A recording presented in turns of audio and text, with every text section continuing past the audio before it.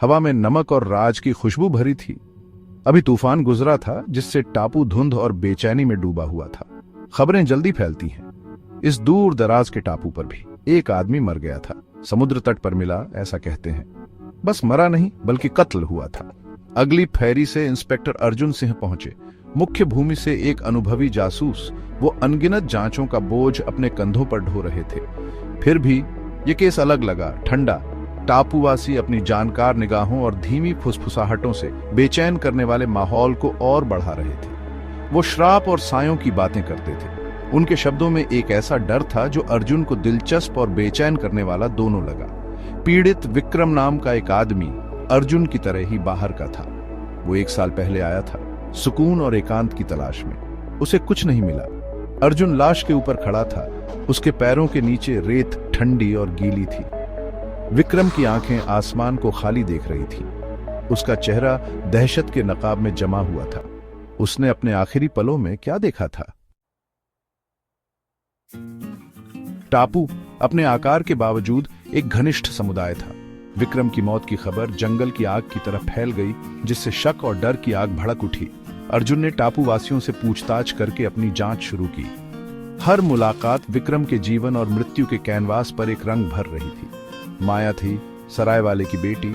उसकी आंखों में एक ऐसा गम था जो पीड़ित से गहरे रिश्ते की ओर इशारा करता था। उसने विक्रम की दयालुता, टापू की प्राकृतिक सुंदरता के प्रति उसके प्यार के बारे में बताया। फिर राहुल बुजुर्ग थे, जिनका चेहरा लकड़ी के टुकड़े की तरह था, जिन्होंने पुरानी दुश्मनी और टापू के अंधेरे इतिहास के बारे में फुसफुसाते हुए चेतावनियां दी। और फिर संजय था, टापू पर विक्रम का इकलौता दोस्त, जिसके चेहरे पर दुख और कुछ और की झलक थी, अपराध बोध, डर। संजय ने एक मतभेद के बारे में बताया, एक साया जो हाल के हफ्तों में उनके बीच पड़ गया था। अर्जुन को एहसास हुआ कि टापूवासी टूटे हुए शीशे के टुकड़ों की तरह थे। हर एक सच्चाई का एक टुकड़ा दिखा रहा था, लेकिन कोई भी पूरी तस्वीर नहीं दिखा रहा था।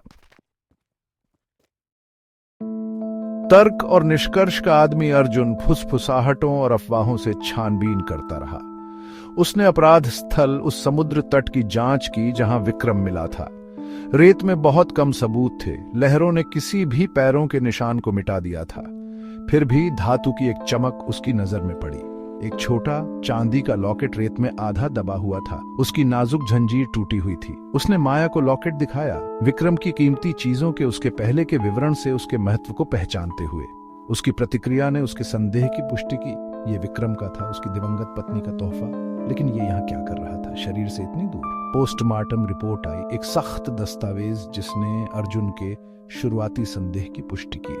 विक्रम का कत्ल किया गया था। सिर पर एक ही वार ने उसकी जान ले ली थी। रिपोर्ट में विक्रम के फेफड़ों में रेत और समुद्र के पानी के निशान भी मिले, जिससे पता चलता है कि वो समुद्र तट पर जिंदा था और संघर्ष कर रहा था। ऐसा लग रहा था कि हत्यारे ने उसे वहां लहरों के आने पर डूबने के लिए छोड़ दिया था। दिन रातों में बदलते गए। टापू की लय उस कत्ल के साये से अप्रभावित लग रही थी जो उस पर मंडरा रहा था। फिर भी अर्जुन ने दबाव बढ़ता महसूस किया।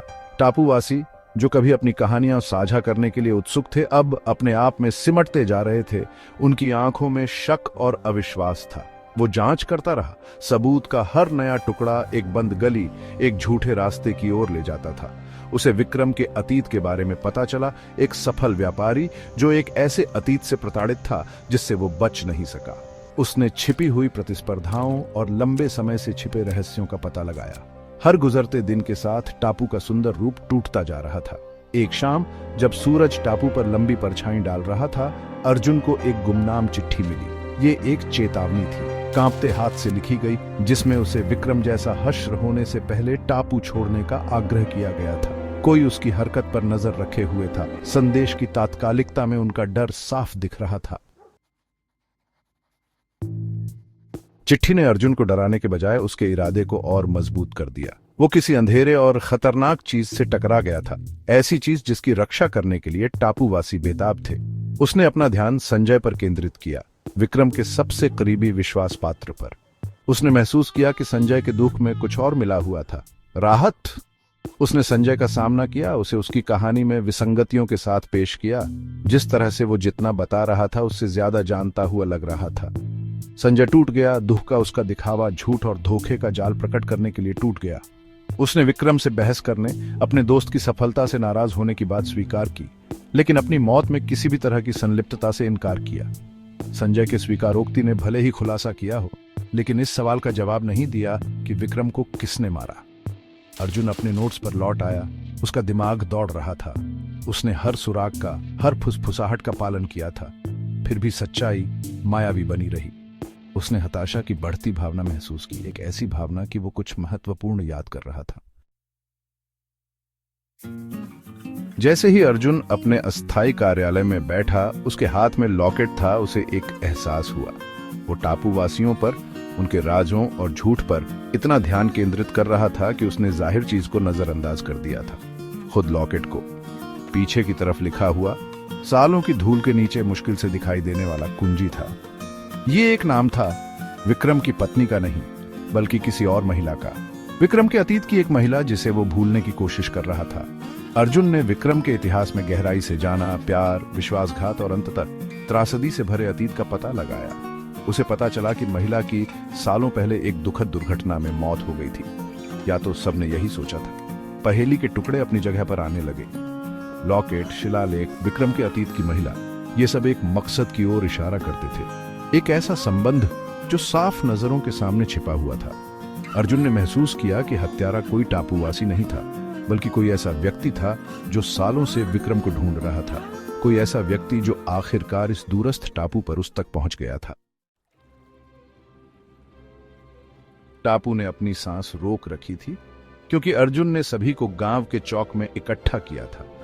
टापूवासी, उनके चेहरे उत्सुकता और डर के मिश्रण से भरे हुए थे, ध्यान से सुन रहे थे। जैसे ही उसने अपनी खोज बताई, उसने विक्रम के अतीत के बारे में बताया, उस महिला के बारे में जिसे उसने प्यार किया था और खो दिया था, और उस व्यक्ति के बारे में जो उसकी मौत का बदला लेना चाहता था। उसने हत्यारे का खुलासा किसी और के नहीं, बल्कि माया, सराय वाले की बेटी के रूप में किया। उसकी आंखें सदमे और निराशा के मिश्रण से चौड़ी थी। उसने सालों तक अपनी मां की मौत का बोझ ढोया था, विक्रम को जिम्मेदार मानते हुए। वो जवाब मांगने, इंसाफ मांगने टापू पर आई थी, लेकिन आखिरकार खुद उसी अंधेरे में समा गई जिसने उसकी मां को ले लिया था। जैसे ही माया ने कबूल किया, उसकी आवाज मुश्किल से फुसफुसाहट थी। टापू ने सांस छोड़ी। सच्चाई सामने आ गई थी, रहस्य सुलझ गया था। फिर भी हवा में बेचैनी की भावना बनी रही। न्याय हो चुका था, लेकिन टापू हमेशा के लिए कत्ल के साए से चिह्नित कभी भी पहले जैसा नहीं रहेगा। अगली सुबह फेरी आ गई। उसका सींग पानी में गूंज रहा था। एक यादेरी की जिंदगी टापू की सतह के नीचे दबे राजों के विपरीत चलती रहती है।